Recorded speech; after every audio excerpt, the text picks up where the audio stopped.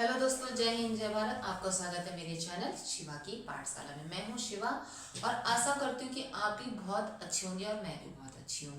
जैसे कि जो बच्चे यूपी उत्तर प्रदेश में हैं वो शिक्षक बनना चाहते हैं और उनके लिए एक न्यूज आई है। बहुत दिनों से बच्चे इंतजार कर रहे थे कि शिक्षा सेवा चयन आयोग का गठन हो, जो कि आपको पता है 2-3 दिन में आ गया है और उसमें काफ़ी सारी चीज़ें देखने को मिली हैं। तो इन सब चीज़ों से हम स्टूडेंट्स पर क्या प्रभाव पड़ेगा, क्या प्रभाव नहीं पड़ेगा, कौन सी चीज़ें नेगेटिव हैं, कौन सी चीज़ें पॉजिटिव हैं, इन सब चीज़ों के बारे में मैं आपको बताऊंगी। तो सबसे पहले यहाँ देख लेते हैं उत्तर प्रदेश शिक्षा सेवा चयन आयोग 2023। सबसे पहली बात जो कि मोटी मोटी बात है यहाँ पे मैं वो आपको बता देती हूँ। आपका लिखित पेपर होगा और इंटरव्यू होगा। और एक बात बहुत अजीब देखने को मिली है कि 3 साल में भर्ती नहीं तो निरस्त होगा विज्ञापन।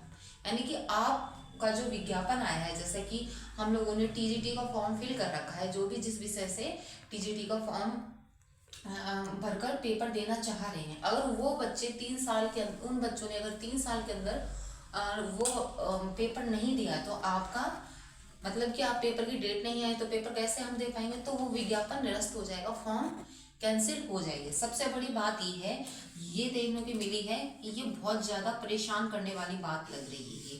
3 साल में भर्ती नहीं तो निरस्त होगा विज्ञापन, ये बात बहुत ज़्यादा परेशान करने वाली है। और इसमें काफ़ी सारे डाउट भी हैं कि कब यूपी टेट का नोटिफिकेशन आएगा, कब टीजीटी की परीक्षा होगी, कब एलटी ग्रेड की वैकेंसी आएंगी। बहुत सारे बच्चे प्राइमरी से लेकर और पीजीटी टीजीटी का इंतजार कर रहे हैं, क्योंकि यूपी में 5 साल से कोई भी वैकेंसी नहीं आई है।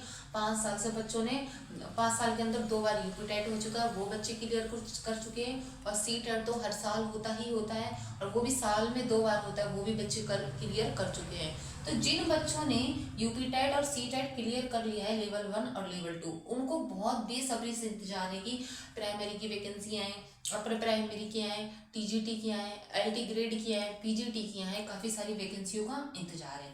अब ये जो शिक्षा सेवा चयन आयोग आया है, अब बच्चे उम्मीद कर रहे हैं कि हमारे लिए कोई डेट फिक्स की जाए, हमारी टीजीटी एग्जाम की डेट फिक्स की जाए, उस हिसाब से हम अपने एग्जाम की तैयारी करें। देखिए, बच्चों की तैयारी हमेशा ही होती है, जो बच्चे अगर ये सोच ले कि मुझे ये तैयारी करनी है, बस बच्चों की रिवीजन के पर्पज से थोड़े दिन पहले बता दिया जाता है कि आपका एग्जाम इस दिन होगा, तो बच्चे थोड़ा सा टेंशन फ्री होकर अपना एग्जाम देते हैं। तो देखिए, आज हम ये जान लेते हैं कि लिखित पेपर जो होगा 90% अंक लाने होंगे आपको उसमें, और जो इंटरव्यू होगा उसमें क्या होगा, 10% अंक मिलेंगे। अब सपोज कर लीजिए, इसको मैं आपको बहुत सरल शब्दों में समझा देती हूँ। देखिए, आपका जो एग्जाम होगा, सपोज करिए 100 नंबर का हुआ 100 नंबर का हुआ। अब इसमें से आपको लाने हैं 90 नंबर, 90%। ठीक है, 100% का एग्जाम है आपका और 90% आपको लाने हैं। उसमें जो 10% बच गया ना, वो होगा इंटरव्यू। क्या होगा? इंटरव्यू। अब समझिए 10% नंबर कैसे मिलेंगे आपको। मान के चलिए कि 100 नंबर का पेपर है आपका, आपने 90 नंबर लिया है या 90 नंबर से कम है, ये मेरिट के बेस पे आपको पता चल जाता है। 90% है, मैंने यहाँ पे 90% ना लेके 90 नंबर ले लिए, 100 में से आपने 90 नंबर ले लिए और इसमें आपको 10% इंटरव्यू की होंगे। अब ये जो 10% इंटरव्यू में भी बहुत सारी बातें हैं। देखिए, मैं आपको बता देती हूँ कैसी बातें हैं इसमें। आप मेरी वीडियो को पसंद कर रहे तो वीडियो को लाइक कर दीजिए, चैनल को सब्सक्राइब कर दीजिए, वीडियो को शेयर कर दीजिए। देखिए, लिखित परीक्षा और साक्षात्कार।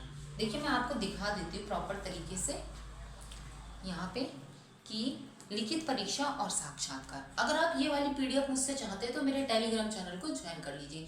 जो मेरे यूट्यूब चैनल का नाम है शिवा की पाठशाला, वही नाम मेरी टेलीग्राम चैनल का, आप उसे ज्वाइन कर लीजिए। वहाँ पर आपको समय समय पर वीडियो मिलती रहेगी। ठीक है, तो देखिए ये क्या कहते हैं, नियमावली क्या कहती है कि लिखित परीक्षा के आधार पर साक्षात्कार हेतु आमंत्रित अभ्यर्थियों को साक्षात्कार के लिए विहित अंकों में, ये जो विहित अंक है, ये 10% आया ना इसमें, ये विहित अंक है।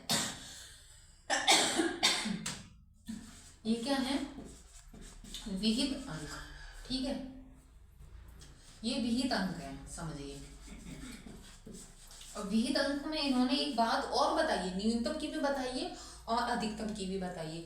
इन्होंने बताया कि न्यूनतम, सपोज करिए आपके पास 10 नंबर है, 10 नंबर का आपके पास इंटरव्यू है, तो उसमें कम से कम आपको 4 नंबर तो लाने पड़ेंगे या देने पड़ेंगे उनको, और ज्यादा से ज्यादा आपको 9। समझ लो, बात सरल सी बात है, ज्यादा आपको दिमाग लगाने की जरूरत नहीं है।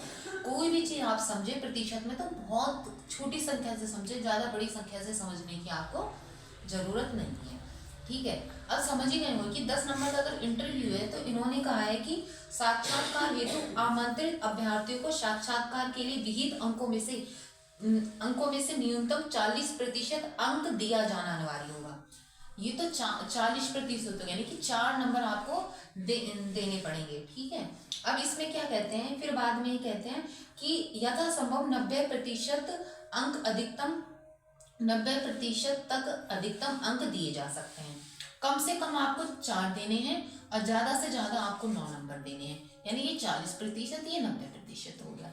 ये 100% इंटरव्यू का है, ना कि इसका, ये टोटली 100% है। समझ गए, ये बात हो गई पेपर में रिटन एग्जाम की और इंटरव्यू एग्जाम की, ठीक है। अब आप इस चीज को अच्छे से समझ गए होंगे, ठीक है। ये तो मैंने आपको अपने बोर्ड पर समझा दिया है। अब देखिए आगे क्या कहते हैं, ये मैं आपको पढ़कर सुना देती हूँ कि शिक्षक भर्ती में 90% नंबर लिखित और 10% इंटरव्यू के। उत्तर प्रदेश शिक्षा सेवा चयन आयोग की अधिसूचना जारी, जहां इंटरव्यू नहीं होगा वहां लिखित परीक्षा के पूरे नंबर होंगे। ये सिर्फ वहां की बात थी जहां पर इंटरव्यू होगा, और जहां पे इंटरव्यू नहीं होगा वहां पे बिल्कुल भी नहीं होगा, ठीक है। देखिए क्या कहते हैं फिर कि उत्तर प्रदेश में उच्च से लेकर बेसिक शिक्षा अनुदेशकों व सहायता प्राप्त अल्पसंख्यक कॉलेजों के शिक्षकों की भर्ती के लिए गठित उत्तर प्रदेश शिक्षा सेवा चयन आयोग की अधिसूचना बुधवार को जारी कर दी गई। इसमें आयोग के अध्यक्ष, सदस्यों के चयन, अधिकारियों की योग्यता और शिक्षकों की भर्ती के लिए आयोजित होने वाली परीक्षा व इंटरव्यू के बारे में विस्तृत जानकारी दी गई है। इसके अनुसार आयोग विभिन्न स्तर पर शिक्षकों की भर्ती के लिए आवेदन लेगा। अध्यापक व अनुदेशकों की भर्ती के लिए लिखित परीक्षा का आयोजन किया जाएगा। लिखित परीक्षा 2 घंटे की वस्तुनिष्ठ आधार पर होगी। लिखित परीक्षा के लिए 90% नंबर और 10% नंबर इंटरव्यू के होंगे। जहां साक्षात्कार नहीं होगा वहां लिखित परीक्षा के नंबर, पूरे नंबर जोड़े जाएंगे। देखिए ये ऐसे कह रहे हैं कि हर एग्जाम में इंटरव्यू नहीं होगा, जिसमें इंटरव्यू होगा वहां पे ये बात बोली गई है, और जहां पे इंटरव्यू नहीं होगा आपकी लिखित परीक्षा के नंबर जोड़े जाएंगे, ठीक है। अब आगे चलते हैं। पूर्णांक का निर्धारण आयोग करेगा। लिखित परीक्षा जिला मुख्यालयों पर ही आयोजित की जाएगी। ऐसे में बेसिक विद्यालयों में शिक्षकों के चयन के लिए लिखित परीक्षा व शैक्षिक गुणांक की वर्तमान व्यवस्था में बदलाव हो सकता है। अब देखिए बदलाव हो सकता है, मैंने बोला भी था शुरू में अपनी वीडियो में कि इसमें काफी सारे चेंजेस भी हुए और कुछ कंफ्यूजन भी है, वही बात आ गई है। क्या कहते हैं, मैं फिर से बता देती हूँ। ऐसे में बेसिक विद्यालयों में शिक्षकों के चयन के लिए लिखित परीक्षा में शैक्षिक गुणांक की वर्तमान व्यवस्था में बदलाव हो सकता है। अब इनका चयन या तो सीधे लिखित परीक्षा या लिखित परीक्षा व इंटरव्यू के आधार पर होगा। वहीं यूजी पीजी कॉलेज के प्राचार्य पद के लिए चयन लिखित परीक्षा व ईपीआई के आधार पर होगा। लिखित परीक्षा में पास अभ्यर्थियों में से रिक्तियों के सापेक्ष 3 से 5 गुणा करने को बुलाया जाएगा, 5 गुणा लोगों को बुलाया जाएगा। इसमें ये क्या कहते हैं, सापेक्ष 3 से 5 गुणा लोगों को बुलाया जाएगा। उच्च शिक्षा विभाग के प्रमुख सचिव एम.टी. अग्रवाल की ओर से जारी नियमावली के अनुसार आयोग का अध्यक्ष प्रमुख सचिव स्तर के IAS किसी विश्वविद्यालय के कुलपति वरिष्ठ प्रोफेसर 10 साल का अनुभव 3 साल का प्रशासनिक सेवा होगा। वहीं सदस्यों में सचिव स्तर के IAS उच्चतर शिक्षा के नियुक्त निदेशक, संयुक्त निदेशक शिक्षक या माध्यमिक शिक्षा न्यायिक सेवा के 6 सदस्य शिक्षा के क्षेत्र में उल्लेखनीय योगदान करने होंगे। अब देखिए 3 साल में भर्ती नहीं तो निरस्त होगा विज्ञापन। अब देखिए ये क्या कहते हैं, शासन ने कहा है कि यदि 3 साल के अंदर विज्ञापित पदों के सापेक्ष चयन प्रक्रिया शुरू नहीं होती है तो आयोग इसका विज्ञापन निरस्त कर सकता है। यानी कि पेपर लो 3 साल के अंदर ही आपको विज्ञापन भी जारी करना है, पेपर की तिथि भी बतानी है, पेपर भी लेना है, पेपर का रिजल्ट भी देना है, उसके बाद चयन प्रक्रिया पूरी करनी है 3 साल के अंदर मात्र। अगर ये काम 3 साल के अंदर होता है तब तो आपके विज्ञापन रिजेक्ट नहीं होगा। इसके बाद रिजेक्ट हो जाएगा 3 साल के बाद। ठीक है। अल्पसंख्यक संस्थानों में अध्यापकों के लिए चयन का विज्ञापन के लिए पदों की सूचना अलग से प्रकाशित की जाएगी। उनकी चयन प्रक्रिया में साक्षात्कार बोर्ड में एक विशेषज्ञ प्रतिनिधि अतिरिक्त रखा जाएगा। ठीक है। देखिए ये बात थी हमारी उत्तर प्रदेश शिक्षा सेवा चयन आयोग की। अब देखिए उत्तर प्रदेश शिक्षा सेवा चयन आयोग 2023 में मैंने आपको काफी सारी बातें बता दी है। जो जो मोटी मोटी बातें थी वो मैंने बता दी हैं। अब बच्चों को परेशानी आने वाली है कि कब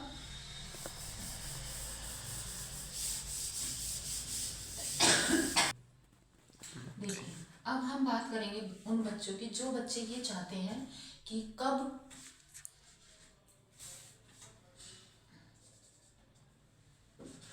रोक ले स्टार्ट। देखिए अब हम बात करेंगे कि कौन बच्चे वो बच्चे हैं कि ये बच्चे उन बच्चों के बारे में बात करेंगे कि जो ये बच्चे सोच रहे हैं कि कब वैकेंसी आएगी, कब भर्ती आएगी। क्या सोच रहे हैं बच्चे, कब भर्ती आएगी। देखिए 5 साल बहुत एक लंबा टाइम होता है।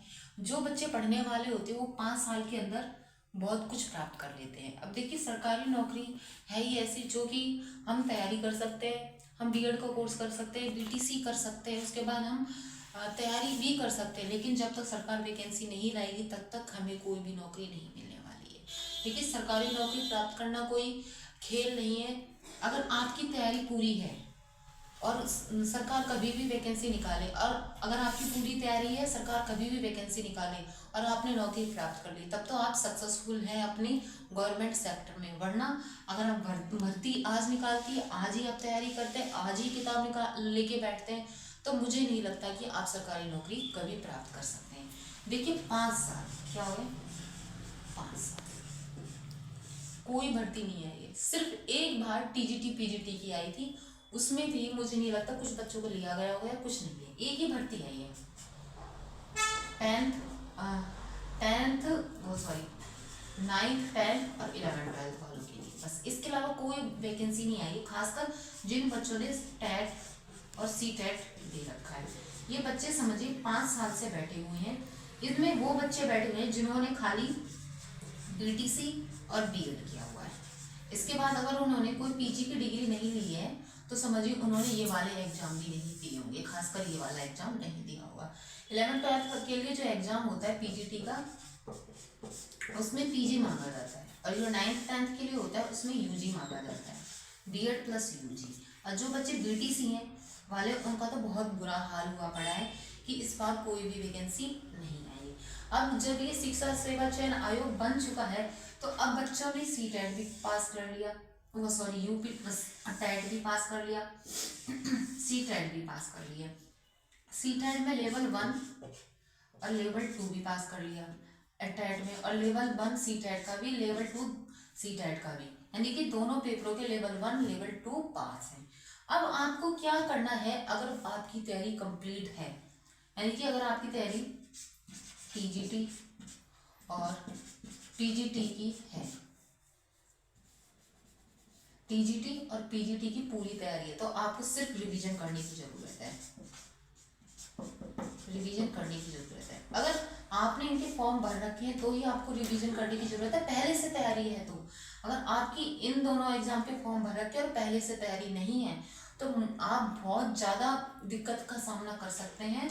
अभी से तैयारी में लग जाइए, क्योंकि ये जो यूपी में जो हाल देखने को मिल रहा है, खासकर शिक्षक भर्ती में बहुत बुरा हाल है। ये 5 साल में कोई भर्ती नहीं, बच्चे तैयारी कर करके थक गए हैं, और कई बच्चे ऐसे हैं 5 सालों में उन्होंने कुछ भी नहीं किया, ना तो सी टेट क्लियर किया, ना टेट क्लियर किया है, और ना ही उनकी पीजीटी की तैयारी। फॉर्म भरना आसान है, तैयारी करने के बाद मेन काम होता है कि अगर हमारी तैयारी अच्छी है तो ही हमें अंदर से फीलिंग आती है कि हम गवर्नमेंट सेक्टर में जाने लायक है। अगर आपकी तैयारी बिल्कुल भी नहीं है तो हम गवर्नमेंट सेक्टर में फाइट नहीं कर सकते हैं। ठीक है, अब मैं बता देती हूँ कि पीजीटी और टीजीटी की तो बात हो गई रिवीजन की।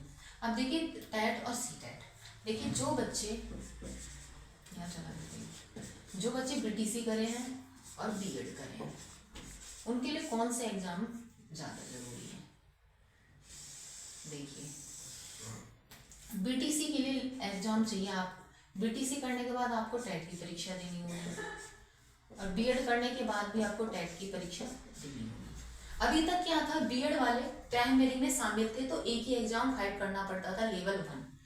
अब इन दोनों में क्या हो गया, बीटीसी वालों को लेवल 1 फाइट करना पड़ेगा और बीएड वालों को लेवल 2 फाइट करना पड़ेगा, तब आपकी वैकेंसी आएगी। सपोज करिए 50,000 वैकेंसी आती है आपकी, 50,000 वैकेंसी आती है, तो इसमें से अगर 50-50 कर लेते हैं तो समझिए 25 इसकी और 25 इसकी, वरना क्या हो जाता है 30 इसकी हो जाती है या 35 इसकी, 30 इसकी हो जाती हैं और 20 इसकी हो जाती है, ऐसा हो जाता है। ये रेशियो बना के चलते हैं, कभी कभी 50-50 भी हो जाती है। वैसे मैंने देखा नहीं है कि 50 हो जाती है, ज़्यादा अब की बार मैंने राजस्थान में देखा था तो 35 और 20 का था, तो इसलिए मैंने ये वाला रेशियो लिया है। लेवल 1 बीटीसी वालों को क्रॉस पास करना पड़ेगा टेट का, और बीएड वालों को टेट का लेवल 2 पास करना पड़ेगा। इसमें सी टेट में भी लेवल 1 पास करना पड़ेगा बीटीसी वालों को, और बीएड वालों को लेवल 2 पास करना पड़ेगा टेट और सी टेट में। सी टेट में अब इसमें आपको कौन से स्कूल की नौकरी मिलेगी, देखिए इसमें जो स्कूल होगा वो आपको क्लास 1 to 5th का मिलेगा, इसमें आपको मिलेगा 6 to 8th का स्कूल, ठीक है। उसके बाद मैं आपको बता देती हूँ, अगर आप बीएड हैं और 7+ आपने पीजी की डिग्री ले रखी है तो आप पीजीटी का एग्जाम दे सकते हैं। अगर आपके पास पीजी नहीं है और यूजी है तो आप टीजीटी का एग्जाम दे सकते हैं, ठीक है। ये बात आप ध्यान से सुन लीजिए, इसमें आपको इतना डिटेल में कोई नहीं बताएगा। अगर वीडियो अच्छा लग रहा है तो प्लीज वीडियो को लाइक कीजिए, ठीक है। अगर बीटीसी है सिर्फ आप, तो आप लेवल 1 का ही एग्जाम दे सकते हैं। कई बार ऐसा होता है इसमें पीजी मांग लेता है तो आप खाली पीजीटी का एग्जाम दे सकते हैं, टीजीटी का एग्जाम नहीं दे सकते हैं। देखिए मैं फिर से बता देती हूँ, यहाँ पे आप साफ जगह में, अगर आप बीटीसी हैं प्लस पीजी कर रखा है आपने तो आप पीजीटी का एग्जाम दे सकते हैं, ना कि पीजीटी का एग्जाम सब दे सकते हैं, ना कि टीजीटी का। टीजीटी को तो भूल ही जाइए बीटीसी वाले, अगर आपने बीटीसी के साथ पीजी का रखा है तो ही पीजीटी का एग्जाम दे सकते हैं, वरना नहीं दे सकते, क्योंकि बीटीसी में सिर्फ और सिर्फ एक बार मौका मिलता है एग्जाम, एक बार क्या एक ही एग्जाम है आपके लिए, लेवल 1 की तैयारी कर सकते हैं। लेकिन बीटीसी में लेवल 2 की भी, साथ में टीजीटी प्लस पीजीटी, ठीक है। अब बीएड वालों को बाहर कर दिया गया है, इसलिए वो प्राइमरी में कभी शामिल नहीं होंगे। अभी तक तो थे, अब मुझे नहीं लगता कि कभी होंगे। तो देखिए जब भी आप कोई भी कोर्स करते हैं तो पहले उसको सर्च कर लीजिए कि हमें किस फील्ड में किस तरह की जॉब मिलती है और किस तरह की जॉब नहीं मिलती, कहाँ हमें मार्क खाते हैं, कहाँ मार्क नहीं खाते। और एक बात और ध्यान रखिए, कभी भी आप सब्जेक्ट को चूज करते हैं, सब्जेक्ट अपने लेते हैं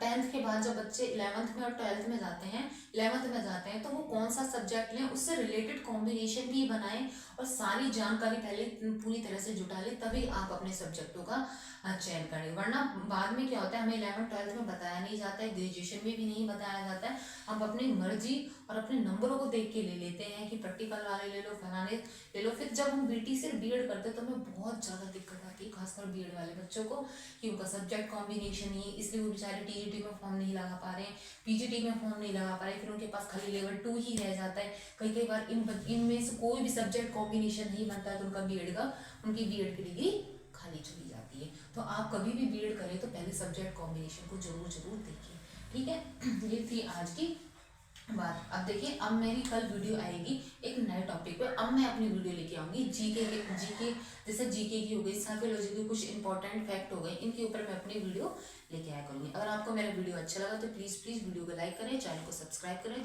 वीडियो को शेयर करें और टेलीग्राम चैनल को ज्वाइन करें। देखिए टेलीग्राम लिंक मैं बता देती हूँ आपको। टेलीग्राम लिंक है मेरा शिवा की पाठशाला, ठीक है ना, 7 शिवा की पाठशाला 7 है। आप इस पे जाके क्लिक कीजिए और मेरे टेलीग्राम चैनल को ज्वाइन कीजिए। इसका लिंक मैंने अपनी वीडियो को डिस्क्रिप्शन बॉक्स में दे दिया। प्लीज वीडियो को सपोर्ट करें, शेयर करें, लाइक करें, सब्सक्राइब करें चैनल को। अब मिलेंगे कल इसी टाइम इसी वक्त। जय हिंद, जय भारत।